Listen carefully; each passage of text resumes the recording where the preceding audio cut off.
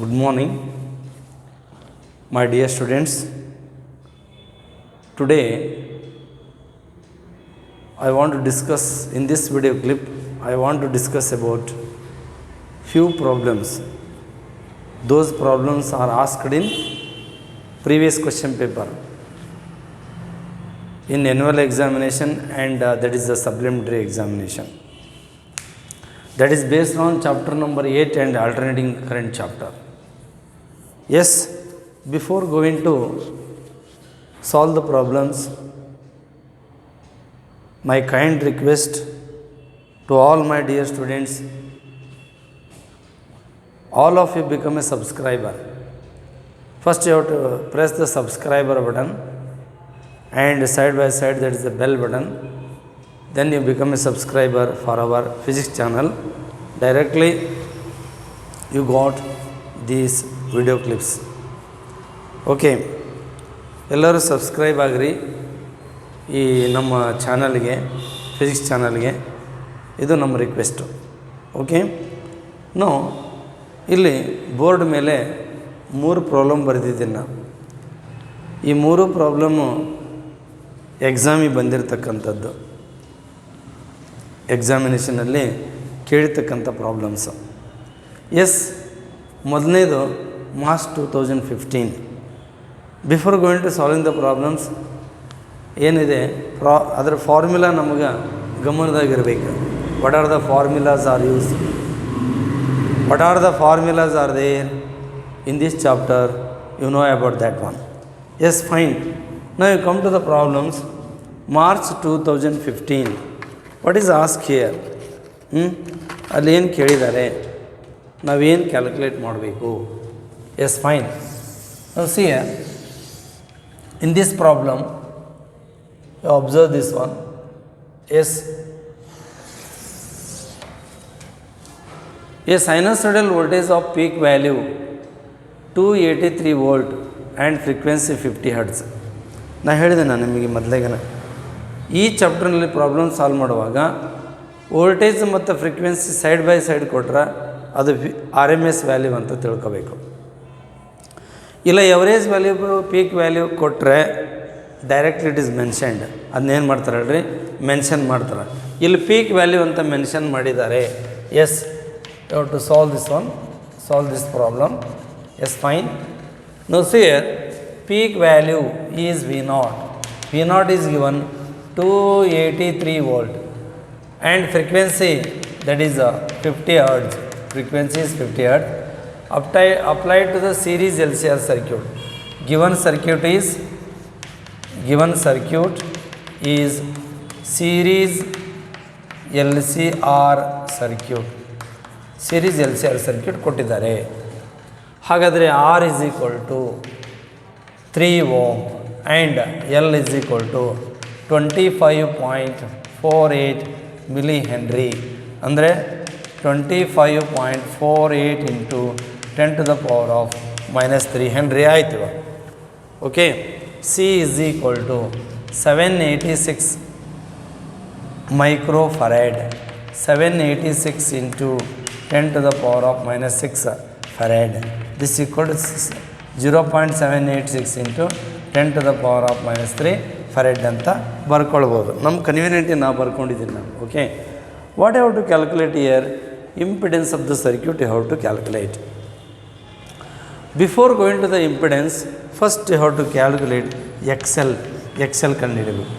Then you calculate XC, then you calculate that is the impedance. Once you know that is impedance, now you calculate the phase angle between the voltage and current. Pi you have to calculate. Pi ಕಂಡುಹಿಡಿಯಬೇಕು. Okay, now power factor that you have to find out. Cos pi ಕಂಡುಹಿಡಿಯಬೇಕು. ಇಷ್ಟೆಲ್ಲ ನಾವೇನು ಮಾಡಬೇಕು, ಇಲ್ಲೇ calculate ಮಾಡಬೇಕು.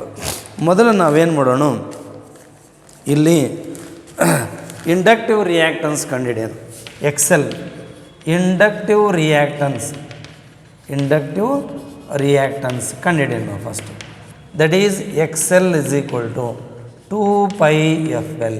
Yes, fine. 2 into 3.142 into 50 into L. L is how much? 25 in 0.48 into 10 to the power of minus 3. What you got the answer? You multiply all these things. 2 into 50, 100. 100 into 3.142. 314.2 into 25.48 into 10 to the power of minus 3. What you got the answer? Final answer. Now see, multiply by these two. 8005. Excel you got the value 8005.816 into 10 to the power of minus 3. What is this one? 8.005816 ohm. Excel is approximately, that is 8 ohm. This is inductive reactance. Now you calculate the inductive reactance. What about the capacitive reactance? That you have to calculate. Capacitive reactance. Capacitive reactance. Xc is equal to 1 upon 2 pi Fc. Yes, okay. This is 1 divided by 2 into 3.142 into 50. Sarina? Into ಗುಣಾಕಾರ ಮಾಡಿದರೆ 314.2 ಆಗುತ್ತೆ. C 0.786 0.786 into you got 10 to the power of minus 3 how to take. Yes, 10 to the power of minus 3. Yes, what is our answer now? Here Xc is equal to 1 divided by 314.2 into 0.786 into 10 to the power of minus 3. What is your answer? You multiply these two. What you got the answer here? ನಾ ಇದನ್ನು ಇಲ್ಲಿ ತೊಗೊಂಡ್ರೆ 10 raised to plus 3 ನ್ಯೂಮಿರೇಟ್ರನ್ನೇ ತೊಗೊತೀನಿ. ಇದು ಗುಣಾಕಾರ ಮಾಡಿದ್ದು 246.96 ಬರುತ್ತೆ. ಅಂದ್ರೆ ಏನಾಯ್ತು ಇದು? Xc is equal to 1000 divided by 246.96 is equal to how much you got the answer? 4.0492 is nearly equal to 4 ohm ಆಯಿತು. ಇಂಡಕ್ಟಿವ್ ರಿಯಾಕ್ಟನ್ಸ್ 8 ohm ಬಂತು. ಕೆಪಾಸಿಟಿವ್ ರಿಯಾಕ್ಟನ್ಸ್ 4 ohm ಬಂತು ಇವಾಗ. Now then you calculate what you to calculate. X L is now Xc. Okay, you calculate that is the Z ಕಂಡಿಡಿ. impedance that is Z is equal to under root of R square plus Xc minus XL whole square. Xc minus XL whole square. Z is equal to under root of R value ಎಷ್ಟಿದೆ? 3 square plus ಇಲ್ಲಿ ಎಷ್ಟಿದೆ? Xc ಎಷ್ಟಿದೆ? 4 minus 8 whole square is equal to, this is 9 plus minus 4 square, this is 9 plus 16. What you got? Z is equal to root of 25. What is your answer? 5 ohm. ನೋಡು, XL ಏನಾಯಿತು? 8 ohm ಬಂತು. Xc 4 ohm ಬಂತು. Z ಇಷ್ಟು ಬಂತಿದೆ. ಇಲ್ಲೇನದ? Xc less than XL ಅದ. ಅಂದ್ರೆ pi ಏನಕ್ಕಂತ ಹೇಳ್ರಿ? Less than I think 45 degree ಬರ್ತದೆ. Less than 45 degree ಬರ್ತದೆ. Definitely less that is Xc is greater now. Xc is greater. Definitely this is greater than 45 degree. Xc is greater than ಅಂದರೆ less than 45 degree ಬರುತ್ತೆ. less than 45 degree ಬರುತ್ತೆ. ಇದು greater than 45 degree ಬರುತ್ತೆ. Yes, now cos pi is equal to, what you have to write here? Power factor. Cos pi is equal to power factor. Power factor, that is cos pi is equal to, what you got? Cos pi. Cos pi is equal to R by Z. R divided by Z. R is how much? That is 3. Z is how much? That is 4. What is our answer? What you got here? Sorry, Z is 5. Z is 5. What is our answer? This is 0.6. Usually less than 1 ಬರ್ತಾವೆ power factor. Ultimate maximum ಅಂದರೆ power factor is 1. Power factor cos phi 0 ಇದ್ದಾಗ ಬರುತ್ತೆ. ಇಲ್ಲ less than ಬರುತ್ತೆ. Any value ಬರ್ಬೋದು. ಇಷ್ಟ particular value ಅಂತ ಬರಲ್ಲ. ನೀವು pure resistive, pure capacitive, pure inductive circuit ತೊಗೊಂಡ್ರೆ either 1 or 0. But LCR circuit, it is lie between 0 to 0.1 to ultimate 0.99 ಬರ್ಬೋದು. ಎಸ್, ಪವರ್ ಫ್ಯಾಕ್ಟರ್ ಆಯಿತು. Then phi is equal to, therefore phi is equal to cos inverse of 0.6. If cos inverse of 0.6 with the help of your logarithm table, cosines table, that you have to calculate, that value is, you got 53.1 degree you got. ಆಯಿತಾ? X L ಆಯಿತು, ಇಲ್ಲಿ X C value ಆಯಿತು, impedance ಆಯಿತು, ಅದಾದಮೇಲೆ power factor ಆಯಿತು, power factor ಆದಮೇಲೆ phase angle ಆಯಿತು. ಹೇಳಿದ್ನಲ್ಲ ನಾನು ಇಲ್ಲಿ ಏನು ಹೇಳಿದ್ದೇನೆ, ಎಕ್ಸ್ ಎಲ್ ಹೆಚ್ಚಿರುತ್ತೆ. ಎಕ್ಸ್ ಎಲ್ ಹೆಚ್ಚಿರುತ್ತೆ ಅಂದರೆ definitely phi leads I by this much angle. Phi leads I ಬರ್ತದೆ ಇಲ್ಲಿ ಏನು ಬರ್ತದೆ ಹೇಳ್ರಿ, ಫಿ ಲೀಡ್ಸ್ ಐ ಬರ್ತದೆ. Why? Because X is less than X L. X C greater ಇದ್ದರೆ ಕೆಪಾಸಿಟರ್ಗೆ ಏನಾಗುತ್ತೆ ಅದು ಅಂದರೆ current leads the voltage. X L ಹೆಚ್ಚಿದ್ರೆ ಇಂಡಕ್ಟರ್ ಕಾಯಿಲ್ಗೆ ಏನಾಗತ್ತೆ ಅದು ಅಂದರೆ ಫಿ ಲೀಡ್ಸ್ ಐ ಬರ್ತದೆ. ಅದಕ್ಕೆ ಈ ಪ್ರಾಬ್ಲಮ್ ನೀವು ಅಬ್ಸರ್ವ್ ಮಾಡಿರಿ, ಫಿ ಲೀಡ್ಸ್ ಐ ಬರುತ್ತೆ. This is you got phi leads I, voltage leads the current by 53.1 degree ಬರುತ್ತೆ. Yes, you come to the next problem. Next ಪ್ರಾಬ್ಲಮಿಗೆ ಬರೋಣ. ಯಾವುದಿದು ಫಸ್ಟ್ ಸಾಲ್ವ್ ಮಾಡಿರೋದು? This is March 2015. Then you come to next problem, July 2015. ಎಲ್ಲಿಗೆ ಬರೋಣ? July 2015ಗೆ ಬರೋಣ ಇವಾಗ. Yes, ಏನದ ನೋಡೋಣ. A resistor of resistance 100 ohm. Resistance ಎಷ್ಟದ? 100 ಓಮ್ ಅದ.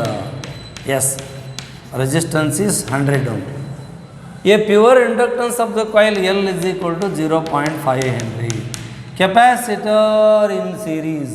ಓಕೆ, ಸಿ ಗೊತ್ತಿಲ್ಲ, ಅದನ್ನೇ ಕಂಡುಹಿಡಿಬೇಕು. But containing the A C source of 200 volt, 200 volt P R M S. This is P R M S, that is 200 volt. P R M S, R M S value of voltage. ಇನ್ನು frequency is 50 hertz. Fine, 50 hertz in the circuit.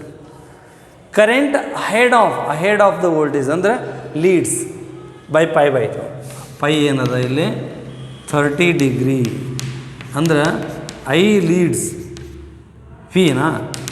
ನೋಡೋಣ ಈಗ ಏನು ಬರುತ್ತಂದರೆ X L, but you don't know this one. I leads ಫಿನಾ, I leads phi ಅಂತಂದ್ರೆ ಇಲ್ಲೇನಾಗುತ್ತೆ, X C is greater. You got here X C is greater. X C is greater than X L ಬರುತ್ತೆ. ನೋಡೋಣ X C greater than X L ಬರುತ್ತೋ ಏನು ಬರುತ್ತೋ observe ಮಾಡೋಣ. ಇಷ್ಟಂತೂ ಬಂದಾಯಿತು. ಅದಕ್ಕೆ ನೀವೇನು ಮಾಡ್ಬೇಕಿಲ್ಲಿ, before going to that one X L find out ಮಾಡಬೇಕು. ಎಕ್ಸ್ ಎಲ್ ಫೈಂಡ್ ಔಟ್ ಮಾಡಿದ ಮೇಲೆ ಎಕ್ಸ್ ಸಿ ಫೈಂಡ್ ಔಟ್ ಮಾಡಬೇಕು. ಎಕ್ಸ್ ಸಿ ಫೈಂಡ್ ಔಟ್ ಮಾಡಿದ ಮೇಲೆ ಸಿ ಕಂಡುಹಿಡಿಲಿಕ್ಕೆ ಬರುತ್ತೆ, ಅಲ್ಲಿ ತನಕ ಬರಲ್ಲ. ಹೀಗಿದೆ ಪ್ರಾಬ್ಲಮ್. ಇದು ಆರ್ ಇದೆ, you got L but you don't know C, but V R M S is there, frequency is there, phi is there here. First you have to find out that is the X L, inductive reactance. ಮೊದಲು inductive reactance ಮಾಡೋಣ. Inductive reactance that is X L is equal to 2πfl. Fine, 2πfl. Now 2 into 3.142. Usually ಇದನ್ನು F50ನ ಕೊಟ್ಟಿರ್ತಾರೆ, ಕೆಲವೊಂದು time 60 ಕೊಟ್ಟರೆ 60 ತೊಗೊಂಡು solve ಮಾಡಬೇಕು. L is 0.5. What is your answer? XL is equal to 2 into 50, 100, 314.2 into 0.5. What is your answer?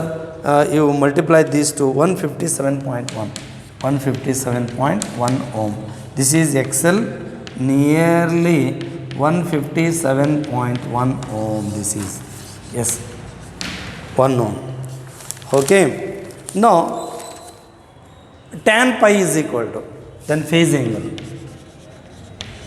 angle, that is tan pi is equal to XC minus XL divided by R. XC minus XL divided by R, tan pi. Now tan 30 is equal to, you solve like this, tan 30, because pi is equal to 30, tan 30 is equal to XC minus XL. You don't know XC. XC ಹಾಗೆ ಇರಲಿ. XL you got this is 157. ಇದು nearly ನಾನು ಏನು ಮಾಡ್ತೀನಿ 157 ತೊಗೊಂಡ್ಬಿಡ್ತಾನೆ. 157 divided by R. R is how much? 100. Fine. Now tan 30 degree with the help of logarithm table, this is 0.5774 you got into 100.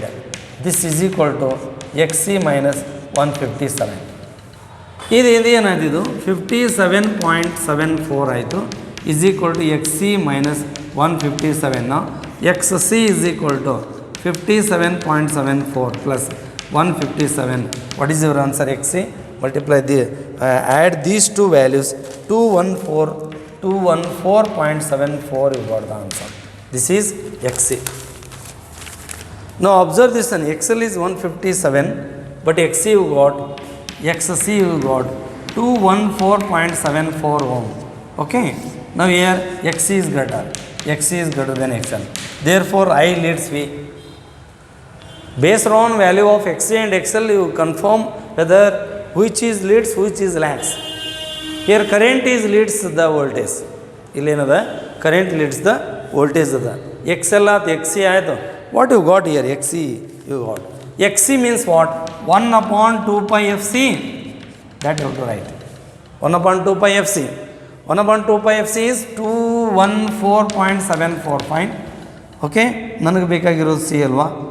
C ಅಲ್ಲ ಬೇಕಾಗಿರೋದು. C ಈ ಕಡೆ ತೊಗೊಳ್ರಿ. C is equal to C ಈ ಕಡೆ ತೊಗೊಂಡ್ರೆ 1 divided by 2 into 2 pi F 214.74. This is equal to 1 divided by 2 into 3.142 into 50 into 214.74. Now you calculate it. I think this becomes a value is 314.2 into 214.74 is equal to 1 divided by, you have to write this is 0.3142 into 0.21474 into 10 to the power of minus 6 you take. ಇಲ್ಲೇನು ಮಾಡ್ತಾನೆ ನಾನು ಈ ಥರ ತೋತಾನೆ 0.3142 ಈ ಥರ ತೋತಾನೆ. Am I right? This is you take like this minus 6. ನಾ ಏನು ಮಾಡಿದೆ ಹೇಳಿ ಡೆಸಿಮಲ್ ಪಾಯಿಂಟ್ ಏನು ಮಾಡಿದ್ರಿ ಇಲ್ಲಿ ಡೆಸಿಮಲ್ ಪಾಯಿಂಟ್ ಇಲ್ಲಿ ತೊಗೊಂಡಿದ್ದೀನಿ ನಾನು ಈ ಡೆಸಿಮಲ್ ಪಾಯಿಂಟ್ ಇಲ್ಲಿ ತೊಗೊಂಡಿದ್ದೀನಿ ಅವಾಗ ಈ ಥರ ಬಂತು ಇವಾಗ C is equal to plus 6. Okay plus 6 you got. ಇದ್ರ ಮೇಲೆ ತೊಗೊಂಬಿಡೋಣ 10 to the power of minus 6 ಆಗುತ್ತೆ divided by. Now this is the answer is multiply these two values 0.3142 into 0.21474. This is 0.06747 ಬಂತು ಇವಾಗ. This is equal to 14.82 into 10 to the power of minus 6 farad. Means 14.82 into 10 to the power of minus 6 farad ಬದಲಾಗಿ 14.82 into 14.82 micro farad ಅಂತೂ ಬರಲಿಕ್ಕೆ ಬರ್ತದೆ. ಹೀಗೆ ಒಂದು value ಬೇಕಾಗುತ್ತೆ, ಇನ್ನೊಂದು ವ್ಯಾಲ್ಯೂ ನಾವು ಕ್ಯಾಲ್ಕುಲೇಟ್ ಮಾಡೋದಿರುತ್ತೆ. ಭಾಳ ಕೇರ್ಫುಲ್ಲಾಗಿ ನಾವೇನು ಮಾಡಬೇಕಾಗಲ್ಲೇ ಕ್ಯಾಲ್ಕುಲೇಟ್ ಮಾಡಬೇಕಾಗುತ್ತೆ. What's is point. Now next you come to the next problem. Yes, what is that problem? That is the March 2016 problem. Calculate the resonant frequency and Q factor. Q factor means here quality factor. ಅದಕ್ಕೆ ಇದು series LCR circuit problem. March 2015. July 2015 it is also based on series LCR circuit, and March 2016 also it is based on series LCR circuit. ನೋಡಿರಿ, observe ಮಾಡಿರಿ, ಎಲ್ಲ problems almost ಏನು ಮಾಡಿದೆ ಹೇಳ್ರಿ series LCR circuit ಮೇಲೆ ಬಂದಿದ್ದಾವೆ. ಇವಾಗ ನೋಡೋಣ ಇಲ್ಲಿ March 2016 ಅದು ಕೂಡ based on series LCR circuit ಇದೆ. ಏನು ಬರುತ್ತೆ ನಾವು ಸಿ ನೋಡೋಣ. ಇಲ್ಲಿ ಹೇಳಿದ್ವಲ್ಲ ಫೇಸ್ ಆ್ಯಂಗಲ್ ನೋಡಿರಿ, cos phi is equal to R divide by Z. Cos power factor ನಿಮಗೆ ಗೊತ್ತಿರಬೇಕು. ಆಮೇಲೆ ಇಲ್ಲೊಂದು ರಿಲೇಷನ್ ಬರುತ್ತೆ, ಟ್ಯಾನ್ ಪೈ ತೊಗೊಂಡಿದ್ದೀನಿ. tan pi is equal to xc minus xl divided by r. Difference ತೊಗೊಂಡು ಏನು you take their difference also you have to take ತೊಗೋಬೋದು, difference ತೊಗೊಳ್ಬೋದು. Yes, you come to the next problem. Next problem ಬರೋಣ.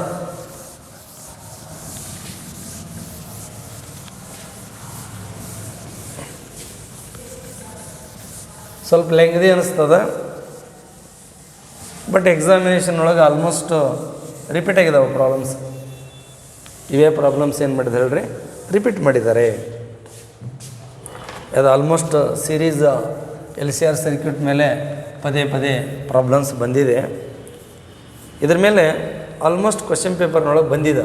EMI ಮೇಲೆ problem ಕೇಳಿರೋದು ಇಷ್ಟು question paper ಒಂದು 10-12 question ಪೇಪರ್ನಲ್ಲಿ in only 1 year, last year before last year ask that is only one problem based on that is EMI. Yes, March 2016 problem. Yes, fine. Now say what is asked here, what is the given here, that you have to take here first. Solution we have. Yes, you read that problem carefully. Calculate the resonant frequency. ಈ ಥರ ಒಂದು problem solve ಮಾಡಿದ್ದೆ beginning, ಅದೇ ಥರ ಇದೆ. I think 2014 ಒಳಗೆ ಯಾವುದೋ ಒಂದು ಪ್ರಾಬ್ಲಮ್ ಸಾಲ್ವ್ ಮಾಡಿದೆ. Calculate the resonant frequency and quality factor. What you have to calculate? Beginning you already omega naught, then f naught you have to calculate. Then what you have to calculate? Quality factor. Q. Factor of series LCR circuit containing a pure inductance of the coil is L is equal to what? That is 4 Henry. 4 Henry. Yes.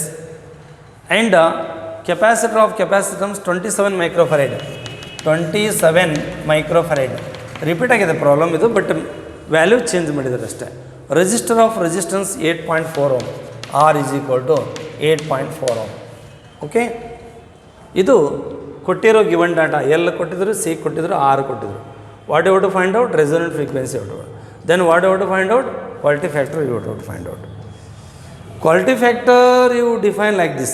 Quality factor, how you define this?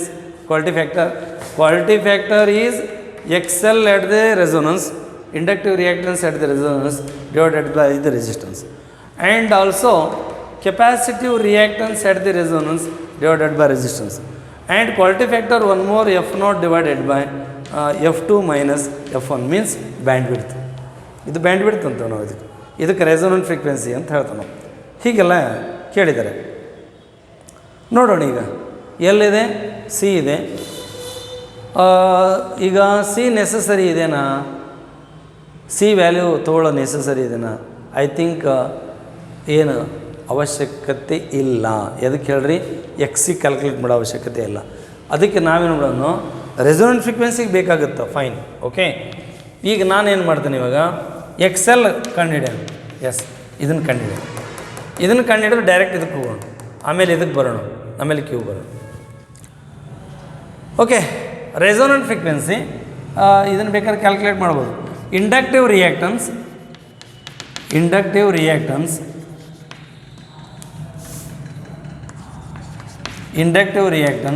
at f0. But f0 ಗೊತ್ತಾಗದ ಹೊರತು ಬರಲ್ಲ. XL is equal to 2 pi f0 ಮಾಡ್ಬೋದು, L. But you don't know this is f0 here. Therefore, you have to first find out that is resonant frequency. Yes, resonant frequency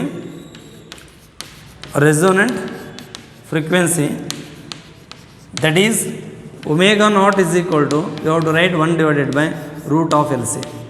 ಹೀಗೆ ಬರಿಬೋದು, root of LC ಬರಿಬೋದು.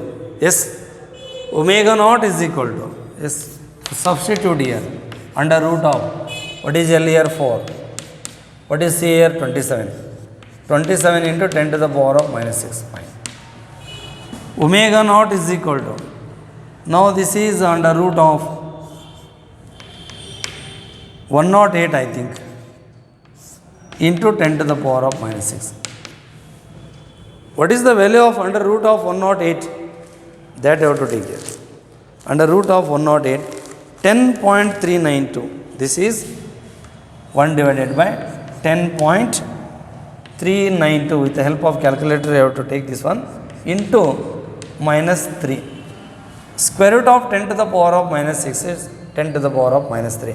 Yes, omega naught is equal to, this is 10 to the power of plus 3 divided by, what you got here? That is a 10.392. This is 1000 divided by 10.392. What is our answer? Resonant frequency 96.227 radian per second. This is omega naught you have to express, that is in terms of radian per second. Now this f naught is expressed in hertz only. F naught is expressed in hertz. Omega naught is expressed in radian per second.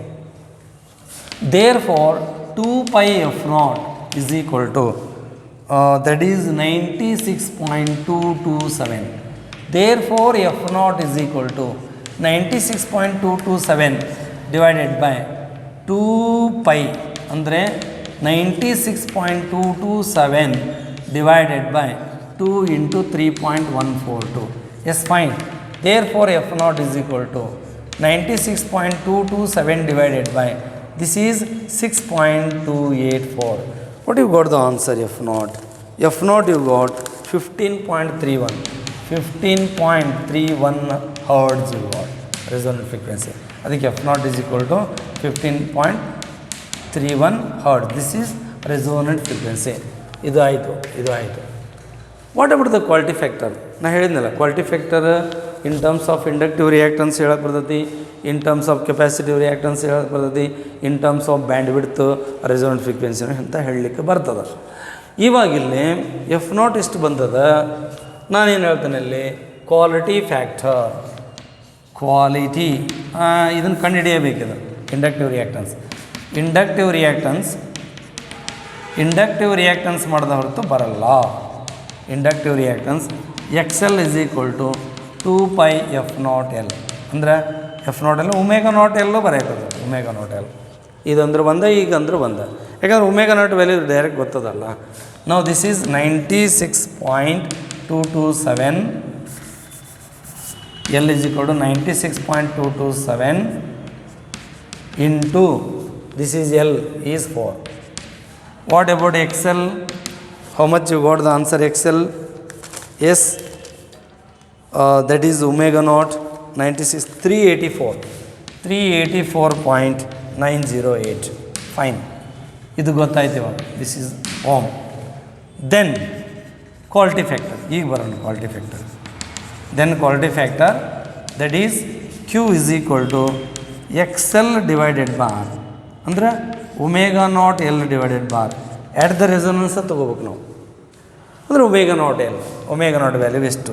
Q is equal to 384.908 divided by R ಬೆಲೆ 4 ಇದೆ. What is your final answer? Quality factor 45.8223. There is no unit for quality factor. ಯಾಕೆ ಹೇಳ್ರಿ, ಅಲ್ಲಿ ohm ಅದ, ಇಲ್ಲಿ ohm ಅದ, ಎರಡು ಏನಾಗ್ಬಿಡ್ತದೆ ಅಂದ್ರೆ ಕ್ಯಾನ್ಸಲ್ ಆಗುತ್ತೆ. ಕ್ಯಾನ್ಸಲ್ ಆದಮೇಲೆ quality factor is the value, it is one of the factor value. ಅದು ಯಾವುದೇ ಕಾರಣಕ್ಕೂ ನಾವೇನು ಹೇಳ್ತೇವೆ ಇಲ್ಲೇ, ಅದು ಯೂನಿಟ್ ಇರಲ್ಲ. ಕ್ವಾಲಿಟಿ ಫ್ಯಾಕ್ಟ್ರಿಗೆ ಏನಿರಲ್ಲ, ಯೂನಿಟ್ ಇರಲ್ಲ. It is only that is a factor. Yes my dear students, you observe these three problems, but in all these three problems it is based on only how to calculate inductive reactance, capacitive reactance, resonant frequency, power factor, phase angle, like that. ಅದಕ್ಕೆ L C R circuit study ಮಾಡಬೇಕಾದ್ರೆ ಒಂದು ಗಮನದಾಗ ಇಟ್ಕೊಳ್ರಿ, problem solve ಮಾಡುವಾಗ ಒಂದು ಗಮನದಾಗ ಇಟ್ಕೊಳ್ರಿ. whatever the voltage is given, whatever the frequency is given, at that time voltage ಮತ್ತು ಫ್ರೀಕ್ವೆನ್ಸಿ ಕೊಟ್ಟಿರ್ತಾರೆ ಆಜು ಬಾಜು ಅಂದ್ರೆ definitely that is R M S value. ಅದು ಆರ್ ಎಮ್ ಎಸ್ ವ್ಯಾಲ್ಯೂ. ಯಾಕೆ ಹೇಳಕತ್ತೀನಿ ಇದನ್ನು ಅಂತಂದ್ರೆ, ನೀ ಪೀಕ್ ವ್ಯಾಲ್ಯೂ ಎವರೇಜ್ ವ್ಯಾಲ್ಯೂ ಕೊಟ್ರೆ you have to mention that value.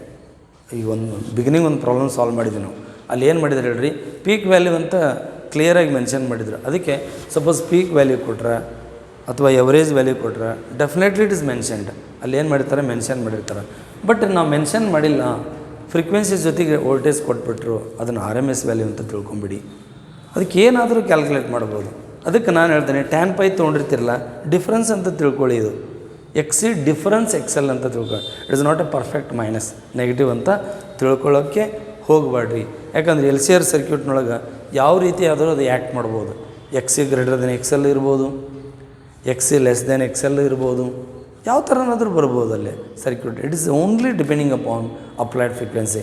If applied frequency low frequency ಇದ್ದರೆ ಎಕ್ಸಿ ಹೆಚ್ಚಿರುತ್ತೆ, ಎಕ್ಸೆಲ್ ಕಡಿಮೆ ಇರುತ್ತೆ. ಅಪ್ಲೈಡ್ ಫ್ರೀಕ್ವೆನ್ಸಿ ಹೈ ಫ್ರೀಕ್ವೆನ್ಸಿ ಇದ್ದರೆ ಎಕ್ಸಿ ಕಡಿಮೆ ಇರುತ್ತೆ, ಎಕ್ಸೆಲ್ಲ ಹೆಚ್ಚಿರುತ್ತೆ. ಆ್ಯಟ್ ಪರ್ಟಿಕ್ಯುಲರ್ ಫ್ರೀಕ್ವೆನ್ಸಿ ಅದು ರೆಸೋನೆಂಟ್ ಫ್ರೀಕ್ವೆನ್ಸಿ ಒಳಗೆ ಏನು ಮಾಡುತ್ತೆ ಹೇಳ್ರಿ, ಎಕ್ಸಿ ಮತ್ತು XL value, inductive reactance, capacitive reactance equal ಬರ್ತವೆ. ಓಕೆ, ಇದು ಪ್ರಾಬ್ಲಮ್ಸ್ ಅಬ್ಸರ್ವ್ ಮಾಡಿ. ಎಕ್ಸಾಮ್ ಬಂದಿರತಕ್ಕಂಥ ಪ್ರಾಬ್ಲಮ್ಸ್ ಎಲ್ಲ ನಾನು ಪ್ರತಿ ದಿವಸ ನಾನು ಏನು ಮಾಡ್ತೀನಿ ಸಾಲ್ವ್ ಮಾಡ್ತಾ ಹೋಗ್ತೀನಿ. ನೀವು ಪ್ರಾಕ್ಟೀಸ್ ಮಾಡ್ಕೊಳ್ರಿ. ಇಮೇಜ್ ಕೂಡ ಇದ್ದದ್ದು ಕಳಿಸಿರ್ತೀನಿ ನಾನು. Okay, yes, finally before you complete this video clip, I want to request to all my dear students, you become a subscriber for our channel. ನಮ್ಮ ಸ್ಟೂಡೆಂಟ್ಸ್ ಎಸ್ಪೆಷಲಿ ನೀವೇನು ಮಾಡಿರಿ, ಸಬ್ಸ್ಕ್ರೈಬರ್ ಆಗಿ. ನಿಮ್ಗೆ ಡೈರೆಕ್ಟ್ಲಿ ನಿಮಗೆ ಯೂಟ್ಯೂಬ್ ಓಪನ್ ಮಾಡಿದ ತಕ್ಷಣ ನಿಮ್ಗೆ ಅಲ್ಲಿ ಬೆಲ್ ಬಟನ್ ಬರುತ್ತಲ್ಲ, ಓಪನ್ ಮಾಡಿದ ತಕ್ಷಣ ನಿಮ್ಗೆ ಏನು ಮಾಡ್ತಾ ವಿಡಿಯೋ ಕ್ಲಿಪ್ ಬರ್ತಾ, ಸಬ್ಸ್ಕ್ರೈಬರ್ ಆಗಿದ್ದರೆ. Okay, thank you to one and all. I hope all of you become a subscriber for our physics channel. Thank you.